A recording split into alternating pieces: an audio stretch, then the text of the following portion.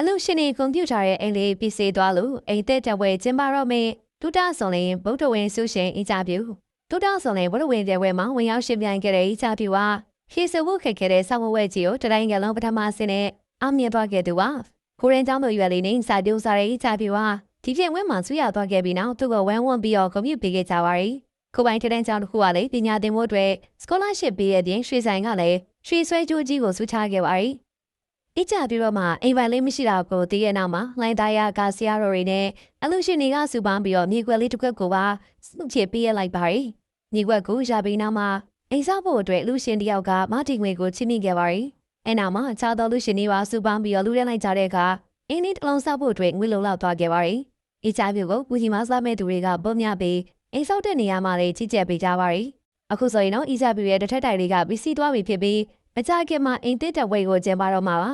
အကြပြည့်အရှိအိမ်လေးကလုံးဝမတူတော့ပဲဒီအိမ်လေးကခိုင်ခန့်ဖြစ်သွားခဲ့ပါပြီ။တစ်ချက်တဲ့အိမ်လေးကိုတသက်ရဲဆောက်လုပ်ထားပြီးတော့ကိုပိုင်ချောင်းဝင်းထဲမှာဆောက်လုပ်ပေးထားတာပါ။အိမ်တွေထဲမှာအခန်းတွေလည်းဖွဲ့စည်းပေးထားပြီးအကြပြည့်စာကြည့်လို့ရအောင်စာကြည့်ခဲမှုပါထည့်ပေးထားပါသေးတယ်။အိမ်လေးတစ်လုံးပိုင်ဆိုင်မှုဆိုတော့မလေးဘူးပဲမဲ့အကြပြည့်ကတော့လာပိုင်းတွင်းပါပဲချက်ချင်းနိုင်ငံရှာသွားခဲ့တာပါ။ဒီလိုကွန်ပျူတာတွေကိုရပါစေဆိုတဲ့ရွေးချက်နဲ့စာကြိုးစားခဲ့တာမို့ပဲခုဖို့ရရှိရဲ့ကြိုးချေစုတွေကတော့သူတည်တာအထက်ကိုပုံများခဲ့ပါတယ်။ဒီပင်ဝဲမစခင်မှာဝင်ဖြေမှုကိုတောင်တာမြင့်ခဲ့ကြသူတွေရှိပေမဲ့ဤကြပြတော့ရအောင်စချက်ပြီးတော့ဝင်ကြည့်လိုက်ပါရီ။မိုင်းဝတ်ကွန်ပျူတာတွေဒီလေးထဲမှာတဖြည်းဖြည်းနဲ့ပြည့်စုံလာခဲ့ပြီးအားလုံးရဲ့စေတနာတွေပါဝင်တဲ့အေးလေးဖြစ်လာခဲ့ပါရီ။ဒီရင်လေးမှာဤကြပြတော့မိသားစုက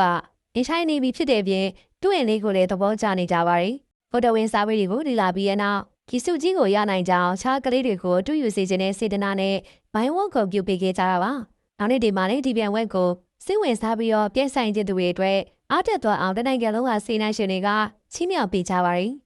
ဒုတာဆောင်နေပတော်ဝင်ပြဝဲကိုကျင်းပလာခဲ့တာနှစ်ပေါင်းမနေတော့ပဲအကြပြဖြစ်ဆိုတဲ့တက်မှာတော့လူသိများထင်ရှားသွားပါရီပတော်ဝင်စာပေတွေကိုလေ့လာတဲ့ကျိုးကျေးဇူးကြောင့်ဒီဘဝမှာနေအိမ်ဟောင်းလေးကနေအင်းတလေးကိုချက်ချင်းရရှိရဲ့အထိကျိုးကျေးဇူးတွေလက်တွေ့ဖြစ်လာခဲ့တာပါအခုဆိုရင်တော့အကြပြပါသူ့ရဲ့ပညာရေးအတွက်လည်းစေပူရတော့ပဲကိုယ်ပိုင်ထက်တဲ့ကြောင့်တစ်ခုမှပညာသိမ်းစုနဲ့တက်ရောက်နေပါပြီမိုင်းဝတ်စုချထားတဲ့ငွေတွေကြောင့်ပဲအကြပြပါတက်တူတရားဖို့လည်းစေပူရတော့ပါဘူးမိဘတွေကိုကြောက်သူထဲမှာတဲ့အိမ်ကောက်ကောက်နဲ့ထားနိုင်ပြီဖြစ်ပြီးတော့အကြပြရဲ့ချိုးစားအထုပ်ငွေကလက်ဟက်သက်ဖြစ်သွားခဲ့ပါဘူးဒါကြောင့်အကြပြက